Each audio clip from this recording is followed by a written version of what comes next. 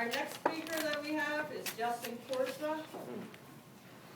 Justin is working out of the advanced manual titled Special Occasion Speeches. The goal of today's speech is to poke fun at an individual in a good-natured way, while telling humorous stories and jokes about that individual.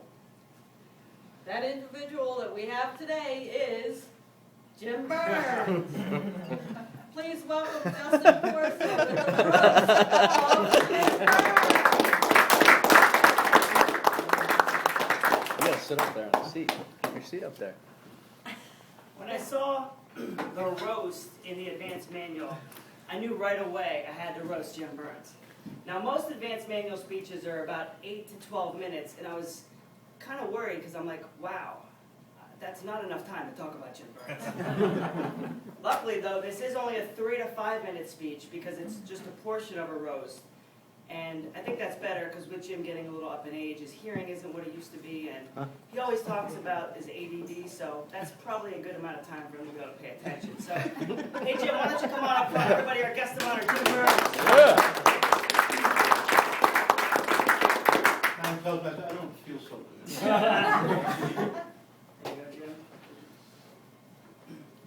Jim's been with the club about 5 years now, and when Jim first joined Toastmasters, I was a little confused because he's amazing. I mean, he's the best. There's really not much better you can get in public speaking, so I didn't know why he was here. He's polished, he's confident, he's motivating. I mean, Jim's been speaking so long that when he started speaking, he'd write hieroglyphics on his notebook.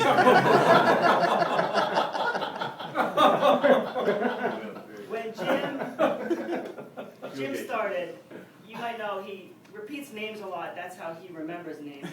At first, he always called me Jason Corso, so I think he got that into his head, but I never wanted to say anything. I didn't, it was kind of weird. But then once I'm like, all right, I got to end this. So he walks in and he says, hey, look, it's little Jason Corso. And I said, hey, look, it's old George Byrnes.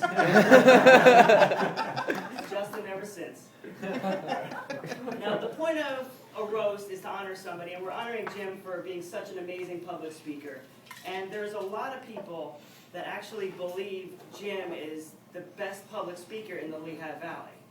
There's also a lot of people that believe in the Easter Bunny. So.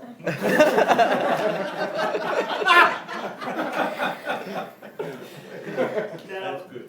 That's good. Jim, we know you're a great speaker and you love to help people out. And that reminds me of a story a couple months ago. Some of you may have been here where we had a similar situation today. We had 2 speakers cancel out. So it was Jim and another speaker. And Jim said, well, my speech is a 5 to 7 minute speech, so I can lengthen it maybe to 8 to 10 to help fill some time. And the Toastmaster was like, yeah, that'd be great.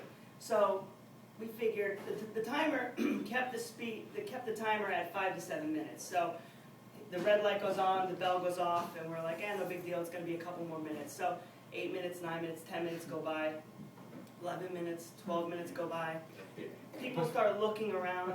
Everybody's kind of getting a little nervous. 13, 14 minutes go by. The only person not nervous is Jim. He's here with his pie charts. He's motivating people how to get a job. 15 minutes, 16 minutes go by. 19 minutes and 37 seconds later, Jim wraps up his speech.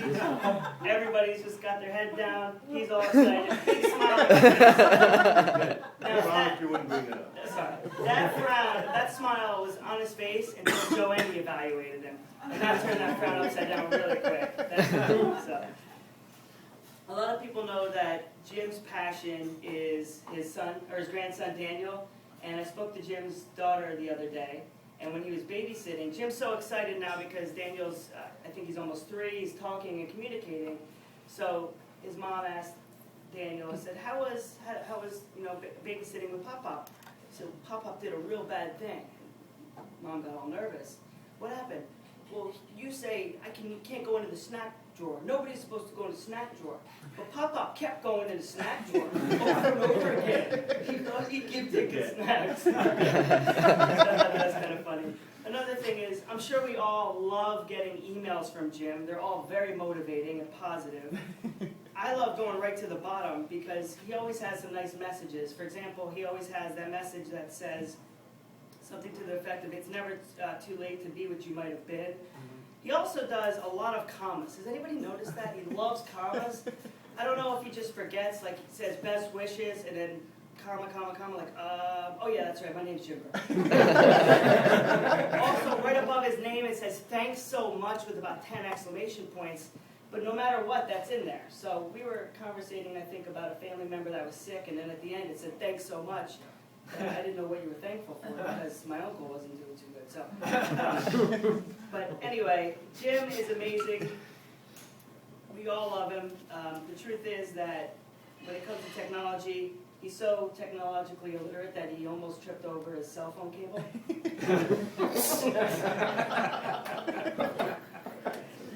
If you ever look at Jim's business card, because a lot of people don't know exactly what he does, we just know he talks a lot. Life and business coach, career transition consultant, leadership coaching, team building sales, customer service training, speaking and training, and there's about 10 more things. I've got the red light, so I have to go. But Jim's an amazing presenter, amazing role model, and I'm happy to call you a friend. Thanks so much for being a part of this.